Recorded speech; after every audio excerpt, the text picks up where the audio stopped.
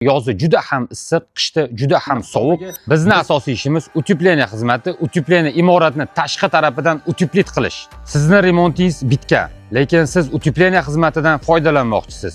Agar utepleniya xizmatidan foydalanmoqchi bo'lsangiz, hozir men sizga bitta narsani tushuntirib beraman. Bu imorat 7 yil oldin 100% holatda bitkazilgan, lekin bu uyning muammosi utepleniya qilinmagan. Biz bu uyga nima yechim berdik? Mana ko'rib turganingizdek, fasad qismi 100% tegmadi. Biza hech qayerga uyning asosiy muammosi bu tares qismi hisoblanadi. Yozi juda ham issiq, qishda juda ham sovuq. Biz utepleniya qilib berdik. Bu taresdan tashqari tom, cherdak qismini biz utepleniya qilib berganmiz. Hozir chiqib ko'rsatamiz. Va bu yerda asosiy muammo ikkinchi qavatda. Yozi issiq, qishda juda ham sovuq bo'lgani hisobiga biz tom qismini, cherdak qismini utepleniya xizmatlarimizni ko'rsatib beryapmiz.